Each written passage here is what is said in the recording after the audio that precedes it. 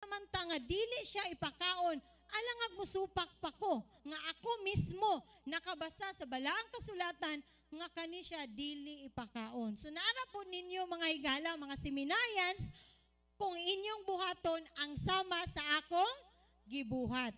Kay gitagaan man taog free will sa atong Ginoo. Gitagaan taog kanang free ta mo choose sa atong desisyon sa kinabuhi, no? So mauna. So kung adunay mga mahugaw nga mananap nga naa sa mamala, aduna usab nga anaa sa katubigan. Okay, atong tanawon, sige, isulat po ninyo. Deuteronomy 14:9. Sa tanan nga naa sa tubig kini pagakanon ninyo, ang tanan nga adunay kapayog himbis pagakanon ninyo. So unsay giingon? Adunay kapayog hingbis. Naapod siya duhapod ka kuan timailhan na ikapay na ay hingbis. Ug ang bisan unsa nga walay kapay ug hingbis, dili ka mo magkakaon, mahugaw kini alang kaninyo diha sa Deuteronomy 14:10. Okay kani? Naay kapay ug hingbis? Wala. Makaon dili.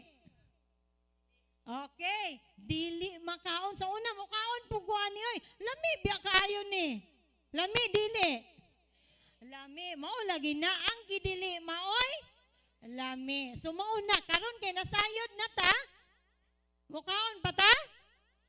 Nagduha-duha pa kamo na itubag ana mga higala. Okay, so kani. Kaila pud ani no. Unsa man ni? Nukos kani. Lumayagan kani. Wa ko kaila na unsa na? Kani unsa may octopus kani? Kani mga lami kayo ni sila. Ang uban gani ani isulod pa sa tudlo. Lingino no? Din isulod sa tudlo din tamoy-tamoyan. Kinsa nakasulay? Okay, nakasulay po kuan ang mga seminarians. Ganuman. Kay mukaon lagi ko ani sa una. Apan karon dili nako mukaon kay nasayod nako sa kamatuoran. Okay. Matod ni Dr. Bruce Halstead, nagkumpirma nga ang Biblia insakto mahitungod sa mga gidili. Usa na siya ka doktor, pero iyang gikumpirma nga ang gisulti sa Biblia kuno unsa sakto nga ang mga gidili dili gyud ipakaon. Kita kay mosupak mangguta bisag gidili, supakon gyud nato, no? Miingon ganig dili. Amo adtog yun. Ngano man. Kay ganahan gyud magsupak-supak. So karon kay nahibalo na ta, dili na ta mag supak-supak. So matod pa sa Prevention Magazine, ang mga shellfish mahugaw kini og makadaot. Kailan mo shellfish? Unsa na siya? Mga shell, no? Mga shell ba kana bitang kung kuan gani kana ganing hunas. Anaon gani na siya sa mga baybay? Kinhason. Kinhason. Okay. So kanaday siya mga higala, dili na ipakaon. Nganuman, gitawag na siya og scavengers. Mingon kay tag scavengers mga seminarians, tiglimpyo na sa dagat. Kung adunay patay nga mo adto dito sa ilalo mo tiglom, kaning mga scavengers mauni mo kaon. Sila mo'y cleaner, tiglimpyo, janitor. Nya ganahan pa mo kaon, ning kaon man na sila patay nga mga tawo. Dili na taoy nganuman. Scavengers na sila, dili angay kanon nganuman. Kay gidili hugaw ningon gyud ang manual nato nga Biblia nga kani hugaw, no? Sa una kusog ko mo higop sa sabaw ana oy nganuman. Tamis. Nganong tamis? Kay lahi di ay ang iyahang kinaon. Mao ding tamis, no? So mao na karon kay nakabalo na ta, dili na ta, hinahinaya na nato oy. Kung sa usa ka semana kada adlaw ta mag kuan ani, kay isa na lang. No kay dili man gyud na dali-dali. Proseso man gud na, no? Dili biya lalim nga imo nang naandan din diretso kag undang. Kay kung diretso kag undang magsakit man daw ka. So mao na nga hinay-hinay lang sa. So kalima, sunod, kaupat na lang, katulo na lang, kay duha. Hangtod nga, mawala na gyud ang atong gana sa pagkaon, sa mga kalanon, nga gidili sa Dios. So sa langgam, naapoy dili ipakaon. Giilista ninyo ni, Deuteronomy 14:11, sa tanang mga mahinlo nga langgam, magakaon kamo. Apan, kini mao ang mga dili ninyo pagakanon. Ang agila ug ang azor, ug ang agila sa dagat, ug ang isyo, ug ang buetre, ug ang banog ingon sa iyang matang, ug ang tagsa-tagsa kauwak ingon sa iyang matang, ug ang bukaw, ug ang lechuza, ug ang kroklilyo, ug ang banog ingon sa iyang matang. So daghan kayo no? Di man puta mangaon gyud ana, mangaon mo ato? Oh, dili kay di puto madakpan. Okay. Ug ang gagmay ngiw-ngiw, ug ang mga dagkong ngiw-ngiw, ug ang ngiw-ngiw nga tarungan, ug ang mga sumormoho, ug ang mga kalamon, ug ang mga corvihon, ug ang siginya, ug ang lapay, ingon sa iyang matang, ug ang abubelya, ug ang kabog. Kinsay mo kaon ug ang kabog? Makainomdom ko sa una kay ang ako ang papa kay magbutang siya og sana palangre. No, kana pang ibutang diyan na din ang kabok mga sangit. O dayon, ningkaon di po siguro ko ato dum bata pa ko. Pwede lang ko kay numdom. So mao na nga ningon man ang Bible nga dili siya ipa kaon mo nang dili kita mga seminarians kay ningon man ang Dios. Ang Dios may tagya sa tong kinabuhi mo tuotan niya dili. Tuog yun ta. Kay kung dili ta mo to mahisama ta kang Adan ug kang Eva. So dili man tabuot nga may sama kang Adan ug kang Eva. So mao na nga mutuota sa pahimangno sa atong buhing Dios. Og ang tanan nga nagakamang nga pakan sila mga mahugaw alang kaninyo. Dili kini pagakanon ang tanan nga langgam nga mahinlo pagakanon ninyo. So kato nag yung mahinlo ang gitugot sa Dios mga seminarians. Katong mga mahugaw dili gyud dato no? Okay. Okay, hinlo nga mananap. Unsa gato'y timailan sa hinlo nga mananap? Pikas o kuko dayon? Nagapangusap. Okay, naminaw yun. Ang mahugaw. Oh, pikas ang kuko pero dili pangusap. O dara, okay lang na mo ana dara. Ang mga kalanggama na apoy, pwede kaunon. O kani ang mga isda sa katubigan, sa kadagatan. So mauna, naagyoy gidili ang Ginoo. Okay, so diya sa 1 Corinto 10:31, busa kung magakaon kamo o magainom o magabuhat sa bisan unsa, buhatan ninyong kining tanan aron sa paghimaya sa atong buhing Dios. Tanan nato nga pagabuhaton, whether mukaon ka, magunahon na sa ka, halaka, kani akong puniton, makahimaya ba ka ni sa Dios? No? Makunahon na pataana? Inigkaon, gutom bito kay itong tiyan, nagtingog na atong bito, makunahon na pata. No, mo nagdili na, diretso na kita kaon, no? Di na ganita kaampo, no? So, ingana ang bait mga higala. So, kinanglan, tanan natong pagabuhaton, alang jud sa kahimayaan sa atong buhing Dios. Busa sa atong puloy-anan, himuon nato ang butang nga makapahimaya sa atong Ginoo. Kauban sa atong tibuok pamilya, no? Niingon sila nga dili da nato hikawan atong kaugalingon sa pagkaon ug mga lami. Unya og wala kay kwarta, mahikawan gini mo imong kaugalingon, di ba? Makapalit kag burger kung wala kay kwarta. Oh, dili. Pero ang tambag sa atong buhing Dios, tanan nga atong pagabuhaton alang sa ikahimaya sa iyang ngalan. Okay. Tinuod nga ang pagkaon alang sa tiyan o ang tiyan alang sa pagkaon. Apan kining duha pagalaglagon sa Dios. Okay. Tanawan ninyo ning tawhana. Oh? Halos na lang. Tanawa ko na niyang gisakyan. Gamay kayo niya siya. Parting daku ano. Nagkaon lang yapon. Bisag nana siya sa lawod. Gano man. Ang gana sa pagkaon niya taas kaayo. Mong wala siya pakialam. Nga bisag nana siya tunga sa dagat. Unsa kay may tabo niya? Oh, yes, maluno din. Kanon dayon na sa atong mga shell. Kanon po na nato. Oh, ninyo di ay. Kanon ninyo. Dayon, tambo kay na siya din. Nabaho na siya dito sa ilalom. mo na nga dili kita mo kaon ha sa mga gidili sa atong Ginoo. Kay ngano man hugaw dayon. Ning kaon og patay no. So mao na mga higala nga kinahanglan atog yung limitahan, atog yung kontrolon ang atong kaugalingon. Ang ilang dangatan mao ang pagkalaglag sanglit, ilang gipakadiyos ang ilang tiyan ug ang ilang gimaya mao ang ilang kaulaw. Ang ilang mga una-una gitumong diha sa mga butang sa kalibutan. O tanawa, nagpanilap pagid siya. Unsa niyang gigunitan? Pwede dili. Oh, dili naminaw gid imong pastor. Dili gyud no? Tanawa nagpanilap gid siya. Unsa kaniyang gikaon no? Okay. So, ang ilang mga una-una gitumong diha sa butang sa kalibutan. Philippians 3:19. Okay, tanawa ninyo ni siya unsa kani mo naglimpo niyang gikaon ba? Kaon taning limpo? Nawa lagi mo kaon lagi gyud. Okay, so nara na ninyo mga higala no? Kamo na gay makadesisyon bahin ni anang mga puntuha kung inyo bang sundon ang atong natun-an ining kagabhion.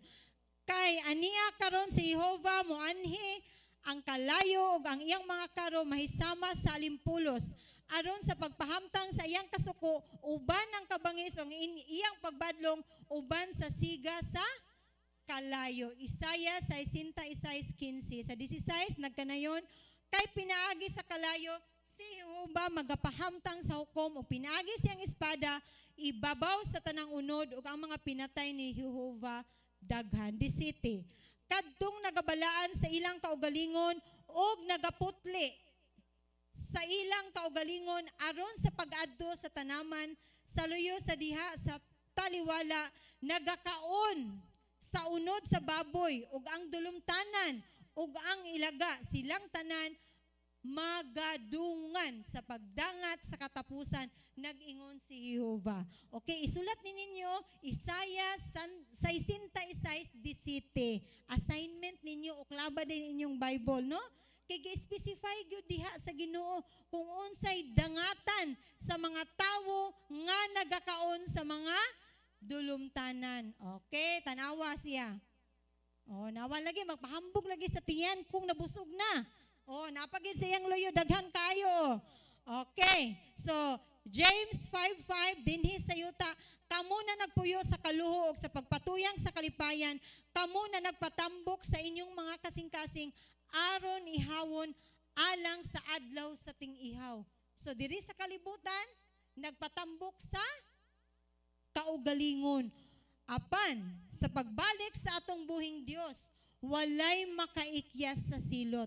Dato man ka, pobre man ka, doktor man ka, edukado man ka o dili. Sa panahon nga mubalik ang atong buhing Dios, walay makaikyas sa silot. Okay. 1 Juan 2:17. Ug ang kalibutan mahanaw ug ang pangibog niini apan siya nga nagatuman sa kabubuton sa Dios magapabilin hangtod sa kahangturan. Okay? Mga higala, gusto ba ta nga mo puyo sa langit? Hands up daw ang gusto mo puyo sa langit? Oy, naagiday dili ganahan og langit. Na kanang natulog ron diha, di ginaganahag langit, kinakatulog man. Okay, so wala gay dili ganahag langit. Kitang tanan ganahan kita mo puyo sa langit. Kung gusto ta mo adtog langit, dito na pa sa langit kay daghang bulawan. Ang atong pagalaktan, mga bulawan. Kung diri ang atong gilaktan, libaong-libaong. Dayon, daghang yuta. Apan dito sa langit, bulawan ang atong pagalaktan. Gusto mo, ana? Oo, gusto ta. So, mauna nga, tumano na to ang gisugo sa atong buhing Dios. Ezekiel 33:11 nag-ingon, ingon nga ako buhi, nagaingon ang Ginoong Jehova, ako walay kalipay sa kamatayon sa taong dautan. Apan, nga mo talikod ang dautan gikan sa iyang dalan ug mabuhi. Bumiya kamo gikan sa inyong mga dautan nga mga dalan ug kamo man ang magpakamatay kamo o balay sa Israel. Mga higala, buot sa atong buhing Dios niining kagabhion nga tumanon ginato ang iyang mga sugo. Kay ngano man gusto sa Dios nga samtang kita magapanaw ni anang langit nung puloy-anan, kita walay balatian. Kita walay mga sakit sa atong panlawas. Kining yutaa dili ni atong mga Pinoy-anan. Kaning atong mga balay karon, wala ra ni sa kumingking sa balay nato didto sa langit, no? Kaning kalibutan temporaryo ra nato ni nga puloy-anan. Kita mga lumulupyo sa adapet. Langit, tagalangit ta oy, no? Lumulupyo ta sa langit. Kung kita mutuman sa kabalauran sa atong buhing Dios, kita magapuyo ni anang langit tong puloy-anan nga gitagana alang sa matag usa kanato. Lucas 3:3 nag-ingon, apan kung kamo dili mo balik ngadto sa Dios ug magbago sa inyong panghuna-una ug binuhatan nan kamong tanan mga matay gayud. Unsa iyang giingon? Okay, apan kung kamo dili mo balik ngadto sa Dios ug magabago sa inyong panghuna-una ug binuhatan, kitang tanan mga matay gayud. Mga higala, kitang tanan mamatay mangyud ta. Apan duhara pod ang atong padulngan, no? Mamatay ta nga padulong sa impierno or mamatay ta nga padulong sa langit. Unsay atong gusto mga seminarians? Oh, palangit gyud ta. Gusto taglangit, mauna nga ang atong binuhatan, kinahanglan, diri pa lang sa yuta, panglangit pod, no? Sige lang tag-ingog, gusto taglangit, gusto jud ko mo puyog langit, pero layo kayo ang atong mga binuhatan, no? Parehas ba nang dili, pero moadtog yun. So, mauna mga higala. Okay, diya sa Isaias 1:18 nag-ingon, umari kamo karon ug usahan ta paghusay. Nag-ingon si Jehova, bisan pa ang inyong mga sala mapula, sila pagaputiyon ingon sa niebe. Bisan pa sila lubos mapula, sila mahimong sama sa maputing balahibo sa niebe. Sumala sa Isaias 1:18. So, pinangga gyud kay ta sa atong buhing Dios nganuman. Sayunan ka, bisan pula kayo ang atong mga sala, himuon niyang sama sa, unsa to? Sama sa niebe. Kung lubos mapula, himuon niyang sama kaputi sa balhibo sa karnero. Ing ana ta kapinangga sa atong buhing Dios mga seminarians. Iya tang gipakamatyan sa kalbaryo sa cross aron ikaw ug ako ug kitang tanan makaangkon sa dakong paglaom nga kita magapuyo ni adtong langit nung puloy-anan nga iyang gitagana sa matag usa kanato. So niining kagabhion mga higala, ang akong handom nga ang atong natunan niining kagabhion atong masulod sa atong huna-huna o kasing-kasing ug atong mapuy-an, no? Dili man diha-diha dayon ta muundang apan proseso. Sama ba sa butterfly? Kailan mo butterfly? Unsa kay Bisaya ng butterfly? Alibangbang. Di ba una ang alibangbang, unsa na siya? Mukaon siya og dahon. Di siya mo kog bulak. O, yun yan, nagmalibangbang siya. Paspasan po dayon ninyo. Okay, so una, mahimo pa siyang ulod, magkamang-kamang diha sa mga dahon, iyang kanunang atong bulak diha sa atong balay. Dayon, mahurot ang mga dahon. Unsay may tabo sa ulod? Nidako siya dayon, naghimo na dayon na siya og naghimog trapal. No? Naa siya ay balay. So, kanang iyang balay, proseso na. Dili na nato pwede guntingon. Aron mo gawas siya mahimong alibangbang. Kung ato nang guntingon kay ato siyang pagawson, ang mahitabo kanang alibangbanga dili magdugay ug dili na makalupad. Apan kung i-process gid na siya pag-ayo, moabot ang insaktong panahon nga mugawas na siya. Unsay mahitabo sa katong sulod? Unsay mahitabo atong kukon nga sulod niya? Inigawas niya, unsa na siya mahimong? Yes, mahimong usa ka dako nga butterfly nga maglupad-lupad padulong sa mga kabulakan. Ingana ang proseso sa atong pagtuo. Dili nato dali-dalion. Kinahanglan i-process aron mubunga na siya og maayo, no? So mao na nga niining kagabhion akong buhing handom ug pag-ampo nga kita tanan atong iproseso ang mensahe nga atong napatalingugan niining kagabhion ug ang matag usa mahimong andam sa pag dili na gyud pagkaon sa mga gidili sa atong buhing Dios. Mao akong buhing pag-ampo niining kagabhion ug maayong gabi kanatong tanan.